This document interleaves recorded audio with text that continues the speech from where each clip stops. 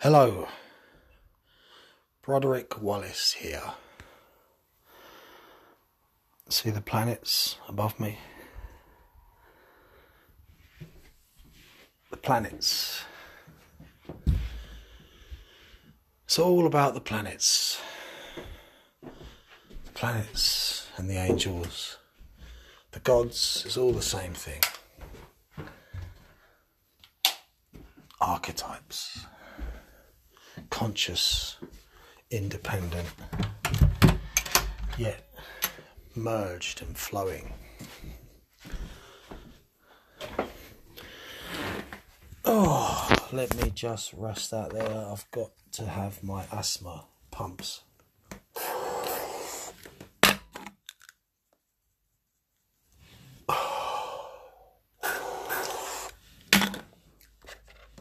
Let's see if we can change the light.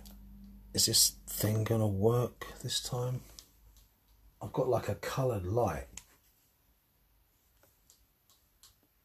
that only works when it feels like it. Oh, it's not gonna work. I only changed the battery like a couple of days ago. I'll tell you what we'll do, we'll light a couple of candles and say this is Trauma and Spirituality Part 2, because I've decided now that it's going to be a 2-part thing.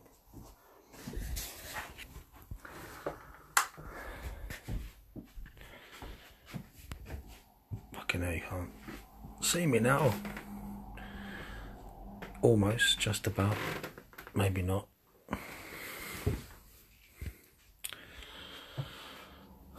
Okay. I'll stand closer to the candles. My channel, obviously rooted in my experiences at Kit's Coty. These are all my works of art, by the way. And there are the stones. This piece here is actually called Badab Kokal, but it's not specifically tied down. It's kind of a genesis point of the development of Broderick Wallace, but not necessarily an origin.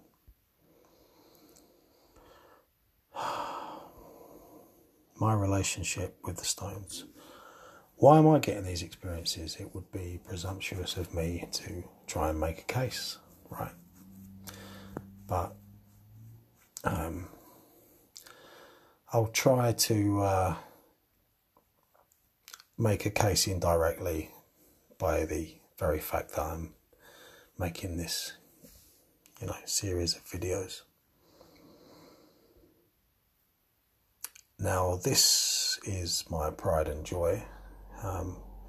Not the most accomplished in terms of technicality, but it's the best piece of art I've ever produced up until this point in its sheer impact and, in my opinion, beauty, if you don't mind me saying so. Actually, I'm going to turn that light on because I don't want to stand up, I want to sit down. Now, who is Broderick Wallace? Well, I chose that name because I needed a name, and if I'd had a son, I would have called him Broderick, Brody for short, but that didn't happen, and other beautiful things happened instead, which I'm very, very happy about.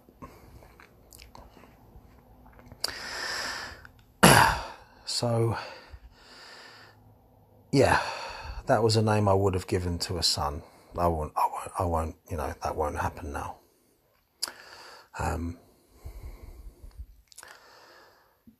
And as I took the name on, Wallace happens to be my actual real middle name, going back to the Wallace clan of Scotland. And beginning to make these videos, I started to have this kind of, well, you might call it a kind of channeling experience. I'd taken on this name as an aspect of myself, and it started to grow a life of its own. So Brody here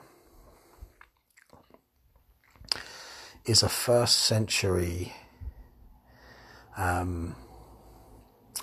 magician stroke shaman weird weaver, possibly a druid, or maybe he got kicked out of the druid order, but one way or another he made his way around the ancient world, principally travelling to Egypt to partake in the mysteries there and become fully initiated. And by the time he got back home, obviously there would have been numerous adventures all over the place, and by the time he got back home to the UK, he was to see the destruction of his country and the death of his culture in the form of the Roman invasion. So I have a little chat with the Broderick in me way back in time, because we are linked through very similar circumstances, a very similar situation.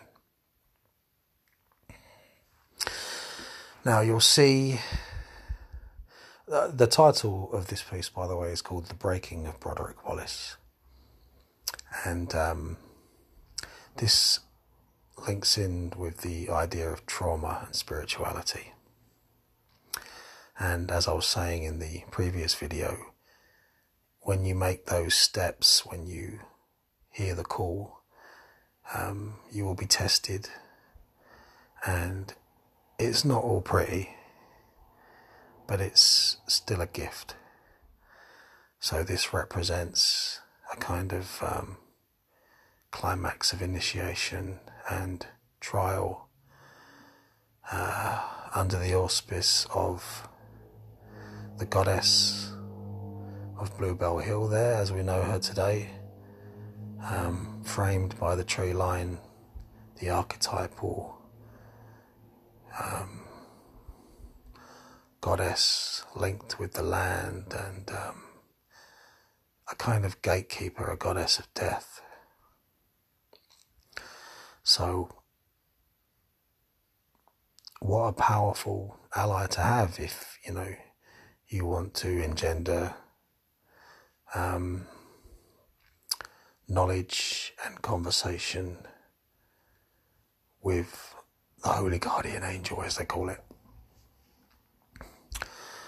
You can kind of see this as the central pillar of the Kabbalah, with Broderick obviously being Malkuth.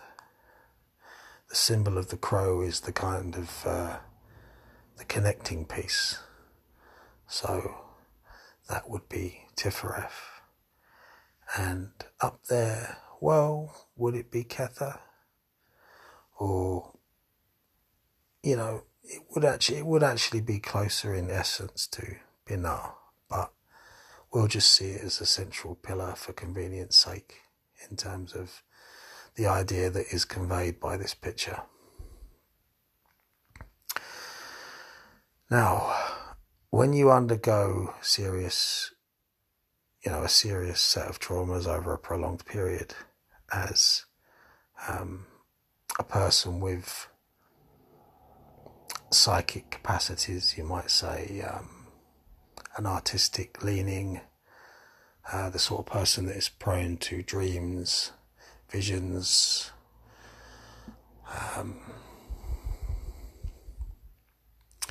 the kind of person that is going to school themselves in magic and have a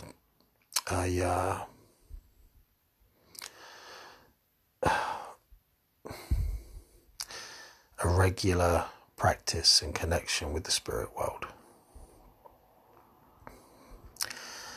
I know this sounds all very lofty, but the thing is, like I say, if you just lay it down, it's like, fuck me, but the truth of it is it's more drawn out, it's more nuanced, and there's a lot of normal life shit going on in between, and it takes a long while to, kind of really set things in order. People can do what they want, but I really think that in your early 40s, that's the time to start talking. That's the time to start making a contribution for obvious reasons.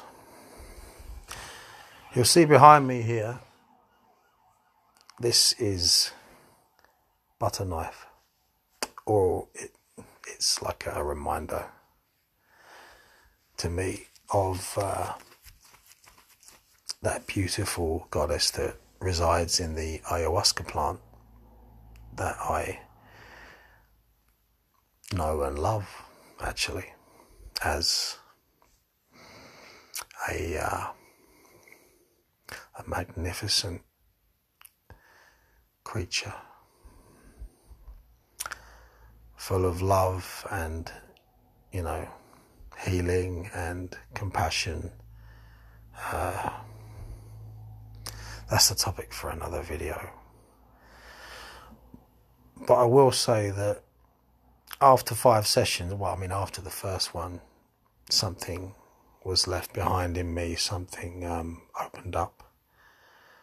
That's one piece of the process that I'm getting to here. I won't go into, personal stories right here, in terms of, personal traumas or whatever, directly. But just, apply your own or use your imagination. Because what happens when you've got all this going on, it even reminds me, I'm not really a strong UFO guy, but it's a very interesting subject, and it's related, especially when it comes to psychedelics and fairy lore and all that kind of thing. And I do have a couple of stories to tell, but that's for, again, for another video perhaps. But Whitley Strieber, he wrote a brilliant book with Communion. I never read anything after because, I heard a lot of the guy's interviews and it kind of put me off, I'll be honest with you, because he was way out there. But he did say something, that piqued my interest that relates to this topic, and that was, he told this story about lots of children being rounded up and subjected to stress as a gateway to producing a kind of spiritual effect. And although I've said in the previous video that this topic hasn't really been broached, it was almost broached by Whitley, by him, telling that story. Whether it's true or not, who knows. Nice guy anyway, I'd certainly, I certainly respect the guy, even if I don't buy a lot of the things that he comes out with. Nice man. Anyway, let's get away from UFOs. That's not really my thing, really. Not directly.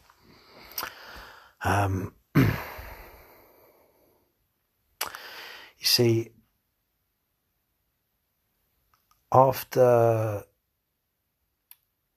upon deciding to, create this music project and, make that as an offering to the Stones on the winter solstice in 2012, and the subject matter, being the death of the Celtic culture around the time of the Roman invasion and the native spirituality and all that kind of thing. Obviously that started a lot of, chain reactions, and I would be spending a lot of, I say a lot, maybe once a week or so. Now I do it every second week. I spend a little while at the Stones. I make an offering to the ancestors and the goddess and the spirits of the land. And I always, it's always in my thoughts as I drive by, and quite often, say a few words. And obviously it's on my mind a lot, considering the experiences that I've had and that are still ongoing. But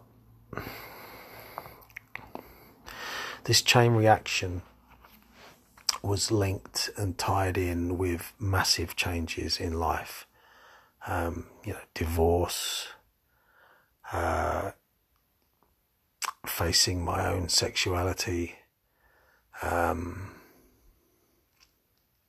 realizing that I wanted to be me in every way. Magic, my interest in magic was, it was always there.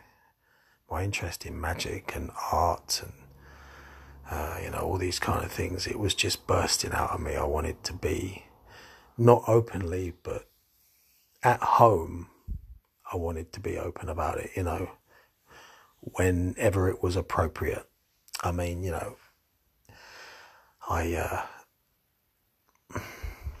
Obviously my mate, who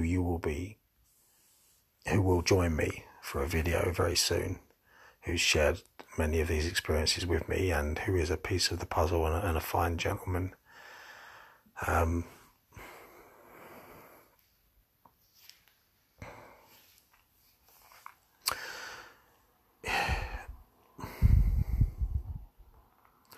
Fucking hell, I'm so tired. I just lost the thread of what I was saying. What was I saying?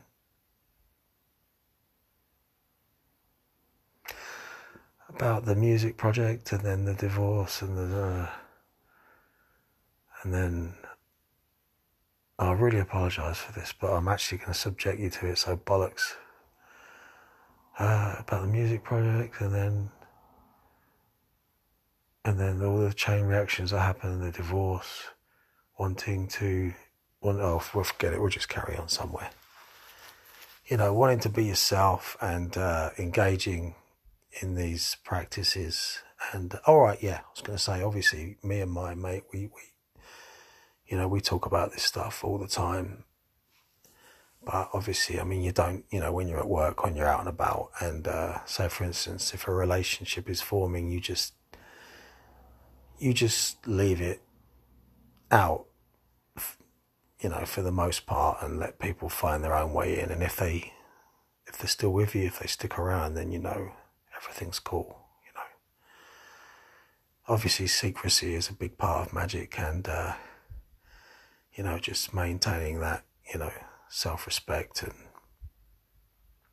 keeps it special, keeps it real.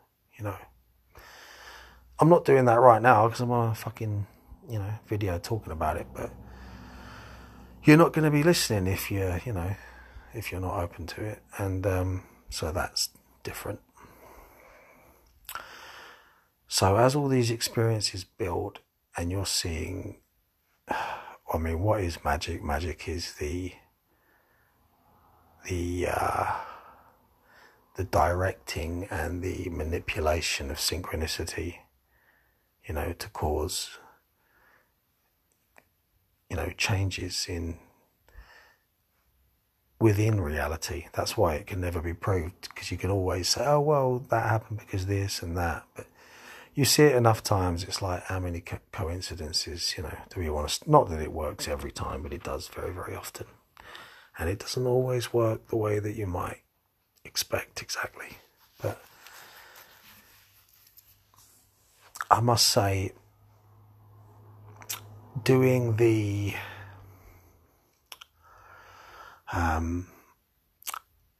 ritual of the headless one or the bornless one, that opens a big door. And I spent a whole year going through each of the 7 planetary angels with the Trithemius system. That blows the doors off. And in the midst of, all this going on, all this stuff, chuck in a few bad relationships and various other troubles, something breaks open in your head. You see, whereas over the years I might have, a rare out-of-body experience or you know, a kind of visitation, just something odd. I mean, there's hundreds of them, obviously, over the years. We reach a stage where sometimes it's nightly for days on end. Then you might have a couple of weeks where you're just making a bit of art, doing your meditation, the odd ritual, you know, and then all of a sudden, bang, it's back again. Maybe at least once a week, you know, there's something extremely, well, what I liken it to is, if I share from my own experiences, it started with brief flashes of images, like, you know, and the stones, you see, because they're a kind of like a power site, you know, it's a portal, a liminal space, a gateway. It also has the capacity to initiate. So I was shown through a kind of dream vision how I would, you know, partake in my initiation, and I did it. And again, with the magic work and various things, you know, they start escalating. But anyway, yeah, so it might have started with the odd flashing image. I'd be in bed, I'd see a flash of the landscape around Kitskoti area, you know, the hills. I might see the sun shining through a gap in the stones just for a second in perfect clarity. Just a flashing image of a face, a person, a thing, something from history. In regular meditation sessions, you might get a flash of an image or a name, or you might hear a voice or have an explicit knowing. You'll hear me say that a lot, this term, explicit knowing. It's one of my favorites. It hits the nail on the head, you know. So what happens is, through the trauma of initiation and this process of, you know, becoming who you are, if you like, because you've, you know, decided to take on the mantle because nothing else feels right. And that comes with a lot of isolation and ostracization. And, but I tell you what, coming through the other side is pretty sweet, or it's getting that way, because when you decide to be yourself and you're not shouting about it, if you like, people can sense it. And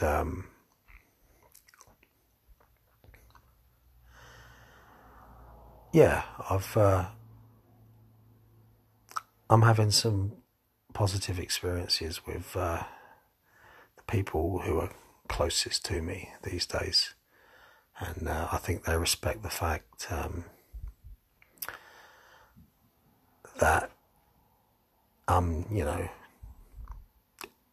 walking the walk as opposed to talking the bollocks, right? So, just as an example, I mean, the other night, getting to bed, start feeling this sensation of a flash of light behind the eyes.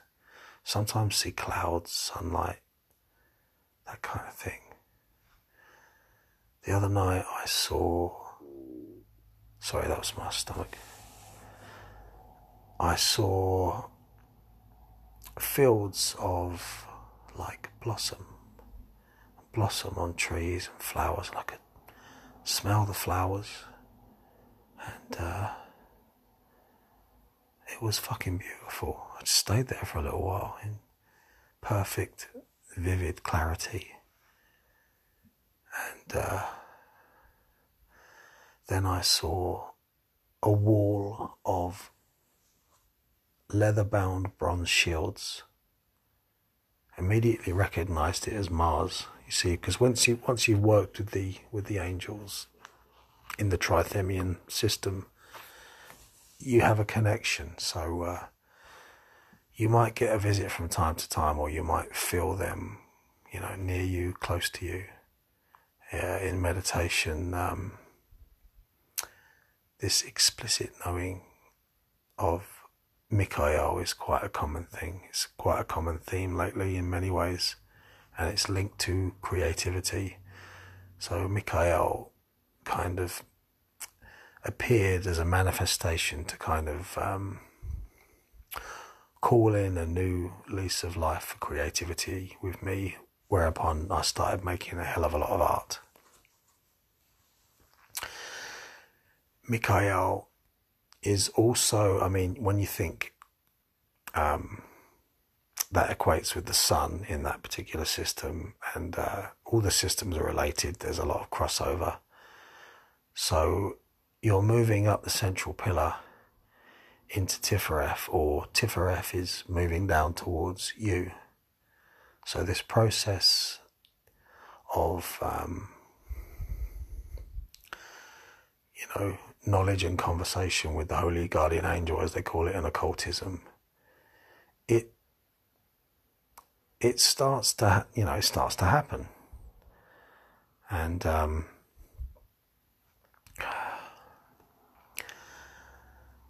again, look at the picture in front of you.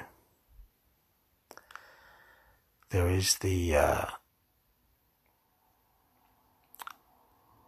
breaking, the releasing, the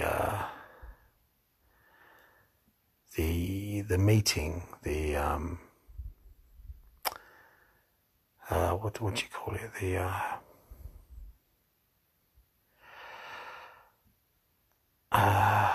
The circuit. There's like a feedback loop going on.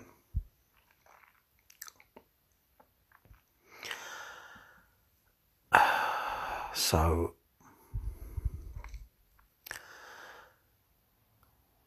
again, what I'm really, really, really getting to is these processes are real. They happen to people. And if you want to step into that world, fuck me, you don't know what you're taking on, because it comes with a lot of grief, a lot of trauma, a lot of trials, and the rewards are astronomical in their import and,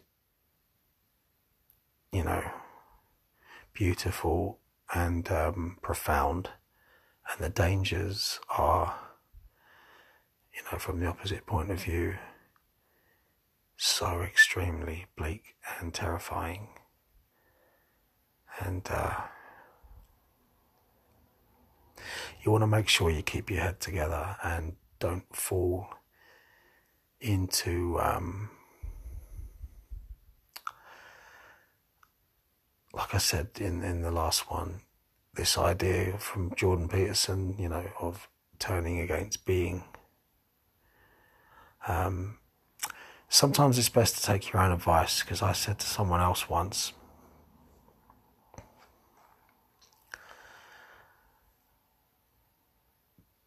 go to the gym, do your daily meditation, and take whatever shit that comes your way as divine providence and fuel for your mission. Keep your fingers crossed, that you're going to make it through, and believe that you will. And I'm being really, really honest here. I'm laying my cards on the table, and I'm not dressing it up as anything that it's not. This isn't all love, light, and, wonderful new age bullshit. These arts, these practices are more fucking real than you can imagine. It's right there, it's reality, and yet it is hidden perfectly, hence the term occult means hidden. And I'm going to hide now underneath these bed sheets I'm going to turn the light off and I'm going to go to fucking sleep if you don't mind. All right. Oh, where's the fucking button? Fuck me. Well, there. Right. Fuck. Okay. Goodbye.